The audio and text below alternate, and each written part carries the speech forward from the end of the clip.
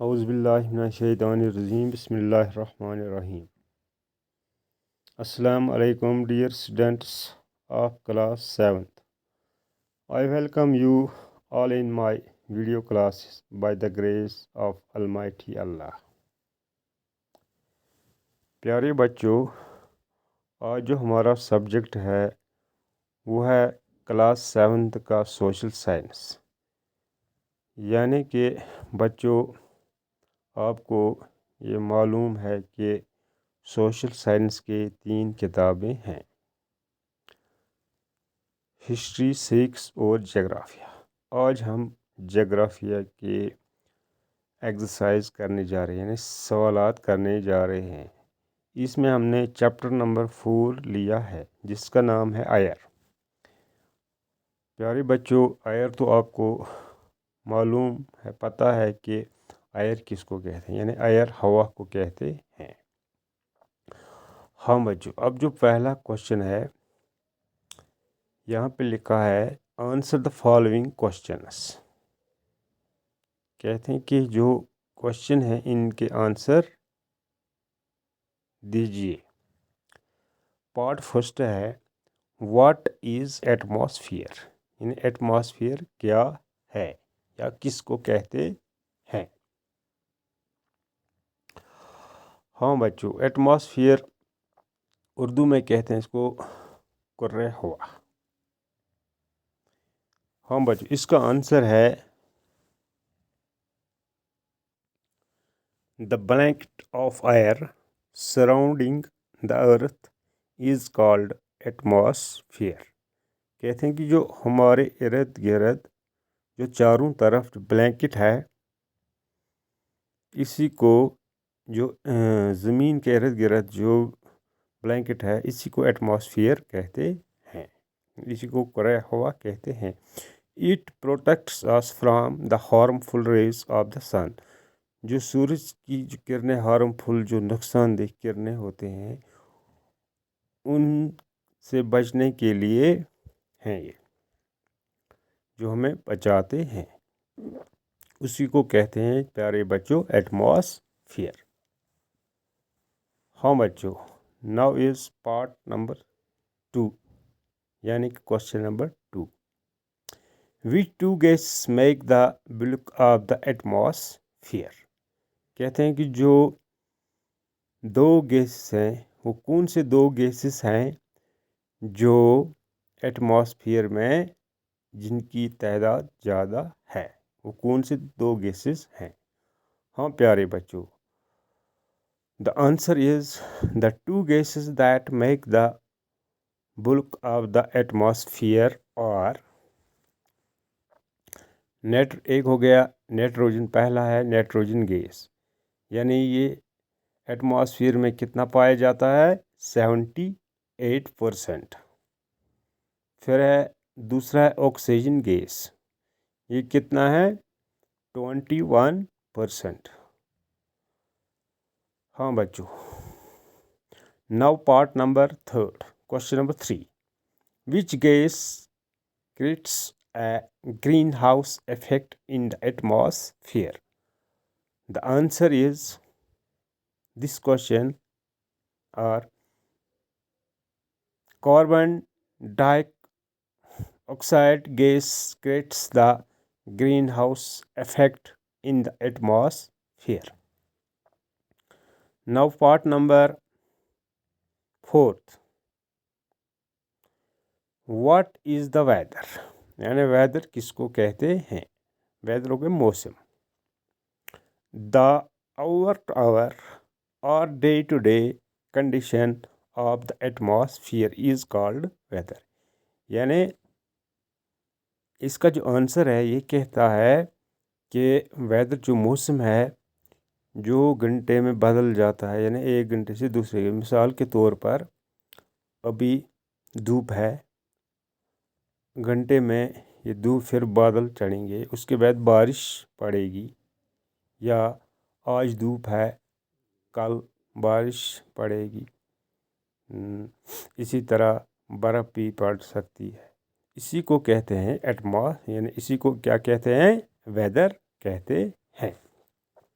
हाँ प्यारे बच्चों, now part number 5, name 3 types of rain fall. जो रेन फॉल है, जो बारिश पड़ती है, उसके जो 3 टाइप्स बताने हैं, इनके नाम लिखने हैं। आंसर है इसका, the 3 types of rainfall are convectional rainfall number 1, number 2 orographic rainfall, number 3 cyclonic rainfall. यानी ये 3 इसके टाइप्स हैं रेनफॉल के। क्या क्या है? Convectional rainfall, orographic rainfall, cyclonic rainfall. हाँ बच्चों, कन्वेक्शनल रेनफॉल कहते हैं, मिसाल के तौर पर गर्मी अभी होगी, ज़्यादा गर्मी होगी, उसके बाद अचानक जो बारिश पड़ती है उसको कहते हैं कन्वेक्शनल रेनफॉल। फिर है ओरिग्राफिक रेनफॉल। ओरिग्राफिक रेनफॉल जो आस्ते आस्ते धीमे धीमे जो बारिश पड़ती है उसको कहते हैं ओरिग्राफिक रेनफॉल। फिर होगी साइक्लोन, थर्ड इसका जो थर्ड इसका है वो है साइक्लोनिक रेनफॉल। जो तेज़ बारिश पड़ती है उसको कहते हैं साइक्लोनिक रेनफॉल। हाँ प्यारे बच्चों, न पार्ट नंबर 6 यानी कि question number 6, what is air pressure? Air pressure क्या है?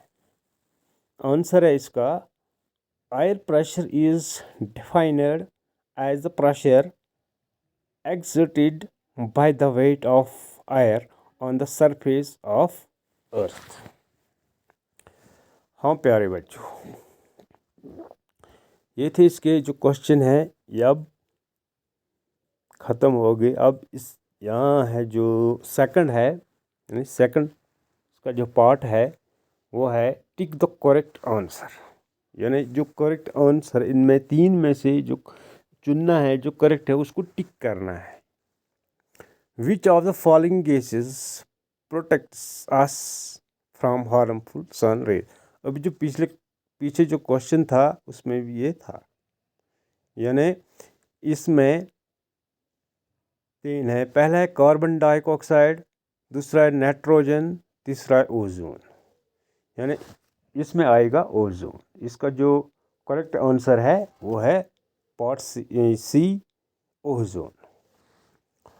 हाँ प्यारे बच्चों, अभी दूसरा पार्ट इसका, the most important layer of the atmosphere is, जो सबसे इम्पॉर्टेंट है, मोस्ट इम्पॉर्टेंट, सबसे ज़्यादा ज़रूरी जो लेयर है एटमॉस्फेयर का, वो कौन है? ट्रोपोस्फेयर है।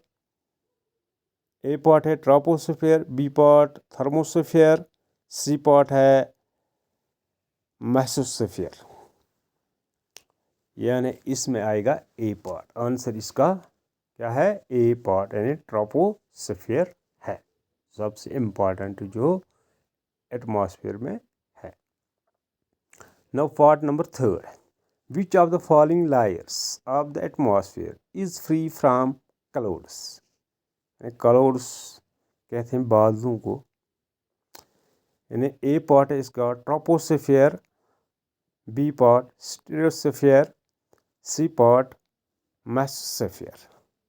इसका आंसर है बी, स्ट्रेटोस्फेयर।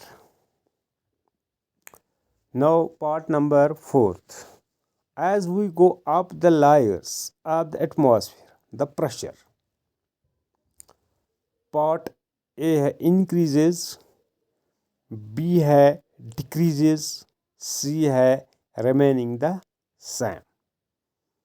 इसका जो आंसर है वो है पार्ट बी, यानी डिक्रीज, वो कम होता जाता है। क्या होता है? उसका जो प्रेशर होता है इसका एटमॉस्फेयर का जो लेयर में है वो बढ़ता नहीं है, इंक्रीज नहीं होता है, बल्कि वो डिक्रीज हो जाता है, यानी डिक्रीज। इसका जो आंसर है वो बी है, यानी डिक्रीज है।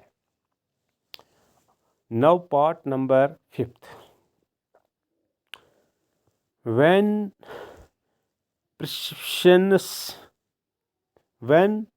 precipitation comes down to the earth, is the liquid form is called cloud, rain, snow.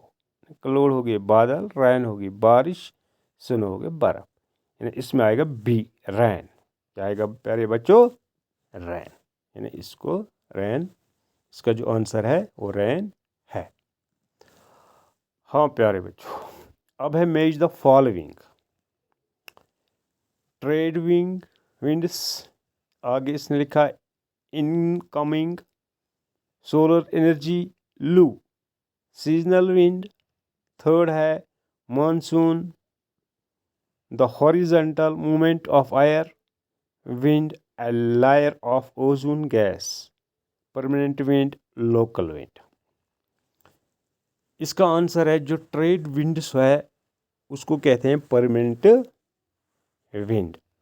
लू कहते हैं लोकल विंड को। फिर है थर्ड है मानसून कहते हैं सीजनल विंड को। फिर है fourth wind, the horizontal movement of air, इसको यही आएगा प्यारे बच्चों। हाँ प्यारे बच्चों, अब जो ये लेसन थी जिसका जो नाम था एयर था, अब ये इसके जो एक्सरसाइज हैं वो अब यहीं पे ख़त्म हो रही है। प्यारे बच्चों, आपसे